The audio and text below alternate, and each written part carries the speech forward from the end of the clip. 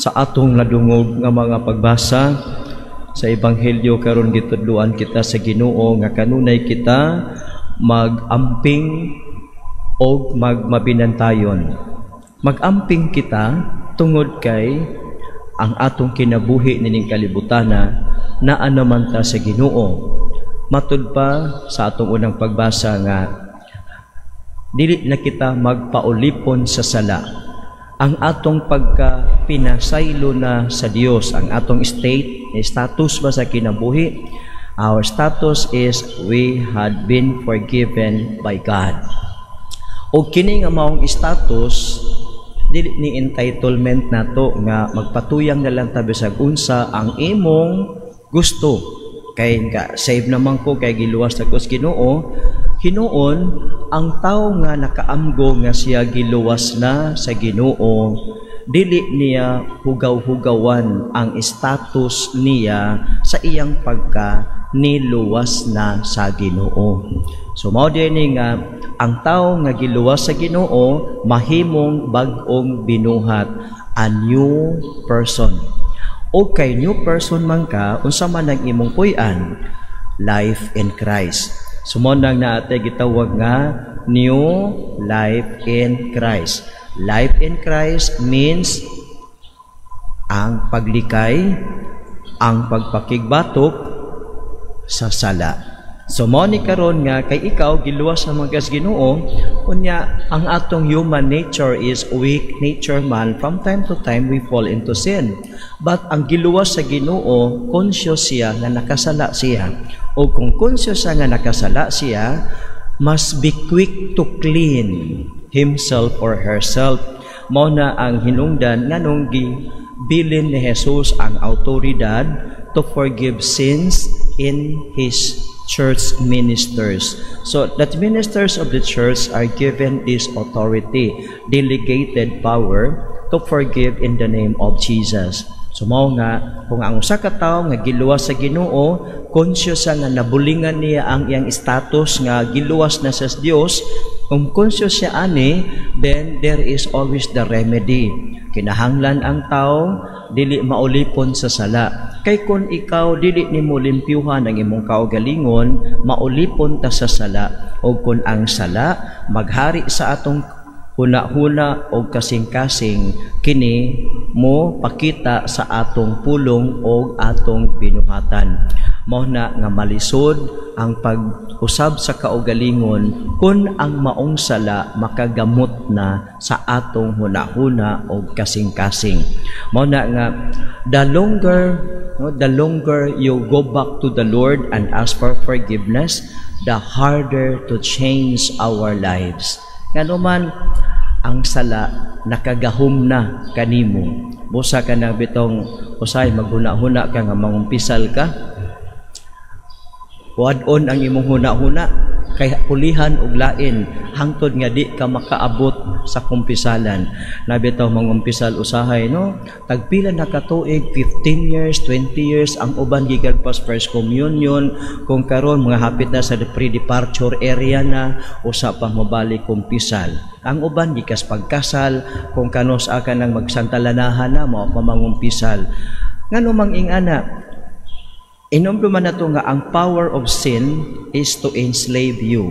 And sin, dili ganahan ang sala ba nga mawala siya sa imo. Kay once mangumpisal ka, mawala man ang sala diha kanimo kay pasayloon magkas Ginoo. So mao ni nga ang tawo nga giluwas Ginoo must be conscious of his or her own status before God. So magpuyo og kinabuhi nga matarong balaan. Balaan og matarong nga kinabuhi diha. Kumao kini karon nga sa ato unsaon to pagpuyo og matarong og balaan nga kinabuhi. Ang atong ebanghelyo naghisgot kanato si Jesus nga magbantay kita kay ang anak sa tao moabot sa takna nga wala nato siya paabutang. So buti pasabot nga let us all be conscious unsay angay natong buhaton every day. Kunya to explain the point, iyang gigamit ang usa ka sambingay sa usa ka sulugoon. Gisangunan siya sa tahas, gisaligan siya sa Ginoo sa iyang tahas. Unya karon kun ang sulugoon moingon nga dugay pa maabot ako agalon Nya magpalabi siya kaon, inom o hubog-hubog og magsugod siya sa pagpamunog sa iyang kaubang mga sulugoon. Unya moabot ang sulugoon sa panahon nga wala niya gi-expect, moabot ang amo niya, patay kang bata ka. So mao ni mga igsuon nga ang kanang usang pagpuyo og kinabuhi nga matarong og balaan, let us always be conscious unsay gisugo sa Ginoo nato. And this is my commandment, Jesus said, love one another the way I love you. Unya, love God above all, love your brothers and your sisters. Kana lang gid siya nga ang atong kinabuhi must be consciously living this mandate of the Lord. Sa ginagmay nga atong pangapamaagi, every day we become conscious of that. Okay, conscious man ta, mamamingaw na ta kung dili ta makabuhat og something good. Unya makonsensya ta kung di ta makabuhat og something good sa ubang mga tao. Kay napoy mga tao nga dili gani sila makonsensya kung makahimo sila og dautan sa ubang tao. So mao ni katong tan-awon unsang pagpuyo og kinabuhing balaan ug matarong sa tubangan sa Ginoo, kinahanglan everyday maghimo kita o mupuyo kita sa gisugo kanato sa Ginoo. Dili kita moingon nga dugay pa man mabot ang Ginoo. Ang Ginoo moabot sa atong kinabuhi anytime. O kinahanglan makabantay kita unsaon nato pagbantay diha sa atong inadlaw-adlaw magpuyo kita o kinabuhi nga kahimutan sa Ginoo. Unsa nang kinabuhi kinabuhi sa magpuyo sa iyang mga sugo, dili paulipon sa sala, kundi paulipon sa mando sa Ginoo. Kay ang tao nga conscious nining mando sa Ginoo kanunay gayud maning kamot nga everyday makapahimuot sa Ginoo. Ang sa niining mga buluhaton nato is to continually pray, connect yourselves to God, and continually connect ourselves to others. Unsaon pag-connect? Remember the corporeal works of mercy o kadtong spiritual works of mercy.